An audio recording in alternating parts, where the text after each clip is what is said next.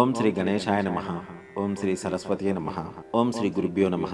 భారతీయ సత్పురుషులు మహాత్ముల గురించి అనేక గాథలు ప్రచారంలో ఉన్నాయి. అలాంటి కథల్లో తులసీదాస్ చెప్పిన కథ గమనిస్తే, అప్పుడు తులసీదాస్ కాశీలో నివసిస్తున్నారు.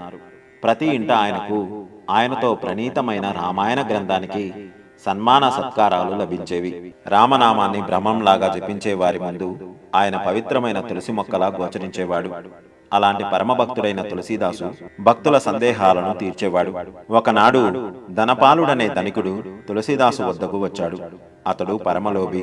అతడు ఒక ఆశ్చర్యకరమైన ప్రతిపాదన చేశాడు. ఇంటింటా శ్రీరామచంద్రుడు అనేక ఉపచారాలతో అర్చింపబడుతున్నాడని ఆయన ఎరుగును. మహాత్మా, నాకు కూడా శ్రీరామచంద్రుణ్ణి సకలోపచారాలతో అర్చించాలని ఉంది అన్నాడు.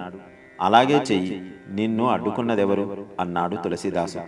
అది కాదు స్వామి, అర్చనకు పూలు పళ్ళు ధూపదీపాదులు అవసరం కదా, వీటికి దమ్మిడి వ్యయం చేయకుండా అర్చన జరిగే ఉపాయం చెప్పండి అన్నాడు ధనపాలుడు. అమిత ఆశ్చర్యంతో ఆ లోబిని ఆపాదమస్తకం తిలకించాడు తులసీదాసు. అతడి పిసినారితనం చూసి ఆయనకి జాలి కలిగింది. చాలాసేపు మౌనంగా ఉన్నాడు. చివరకు మానస పూజ తప్పించి నాకు అన్య మార్గం కనిపించడం లేదు. మానస పూజ అంటే అన్ని ఉపచారాలు కాల్పనికాలు. నీవు అన్నీ చేస్తున్నట్టు మనసులో ఊహించాలి. నీవు కావలసినన్ని ఉపచారాలతో ఆ విధంగా చేయవచ్చు. చిల్లిగవ ఖర్చు కాదు అన్నాడు తులసీదాసు. ధనపాలుని ఆనందానికి అవధులు లేవు. ఇంతకాలం ఇలాంటి ప్రణాళిక కోసమే తాను ఎదురు చూశాడు. అయితే కాల్పనికమైన ఎక్కువ పదార్థాలు నివేదించదలచలేదు. అందువల్ల ఏ విధంగా మానస పూజ చేయాలో సవివరంగా చెప్పండి అని తులసీదాసును అడిగాడు ధనపాలుడు. శ్రీరామచంద్రుని ఒక నిమిషం ధ్యానం చేసి ఆయన ప్రతిమను బంగారు సింహాసనంపై ప్రతిష్ఠించు, రకరకాల పుష్పాలతో అలంకరించు. ఆ పైన వేడి చేసిన ఆవు పాలల్లో కాస్తంత పంచదార కలిపి నివేదన చెయ్యి. పంచదార కలపడం మాత్రం మరొక సుమా, నా రాముడు పంచదార లేని పాలు త్రాగలేడు. అనుదినం ఈ విధంగా మానస పూజ చెయ్యి, దమ్మిడి వ్యయం కాదు అన్నాడు తులసీదాసు.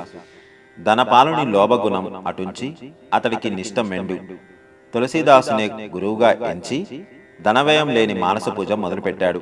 పంచదార ఎక్కువ వాడకం జరగరాదని ఒక చిన్న డబ్బా, ఒక చెంచా కొన్నాడు. అంతా ఊహలోనే, నిజంగా అవి లేవు. ఈ విధంగా కొన్ని ఏళ్లు గడిచాయి. ఒకనాడు పాలు నివేదన వేలకు మనసులో చెంచా కనబడలేదు.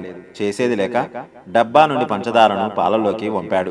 పంచదార ఎక్కువ పడింది. వెంటనే మనసులో ఉన్న పాలగిన్నెలో చేయి పెట్టి కరగని పంచదార తీసివేసాగాడు. 15 సంవత్సరాలుగా ఈ లోబి మానసిక పూజను స్వీకరిస్తున్నాడు శ్రీరామచంద్రుడు. అయినా అతడి పిసినారితనం కించెత్తైనా తగ్గలేదు. ప్రభువుకు అమితమైన అనుకంపన కలిగింది. భక్తుణ్ణి చెయ్యి గట్టిగా పట్టుకొని, ధనపాల, పాలు కాల్పనికమే కదా, పంచదార కాల్పనికమే కదా, కాల్పనిక పంచదార కొంచెం ఎక్కువగా పడితే ఏమిటయ్యా, ఉండనీయరాదు అన్నాడు. శ్రీరామచంద్రుని కరస్పర్శ మూలంగా ధనపాలునిలోని పరమ వైరాగ్యం కలిగింది. వెంటనే అతడు నిజమైన భక్తి ప్రపత్తులతో శ్రీరాముణ్ణి ధ్యానించి తరించాలని తపోభూమికి వెళ్ళిపోయాడు. ఇది నిజంగా జరిగిన సంఘటన. దీన్ని బట్టి ఆ రాముడి కృప ఎలాంటిదో అర్థమవుతుంది. సర్వం శ్రీకృష్ణార్పణమస్తు. సర్వే జనా సుఖినో భవంతు. గోవులను సేవించండి, గోవులను రక్షించండి. ప్రకృతిని కాపాడడం మన ధర్మం. దయచేసి ప్రతి ఒక్కరూ ఒక్క మొక్కైనా నాటండి. ఇలాంటి మరిన్ని వీడియోల కోసం మా అనంత స్పిరిచువల్ వరల్డ్ ఛానల్ని సబ్స్క్రైబ్ చేసుకోండి. నమస్కారం.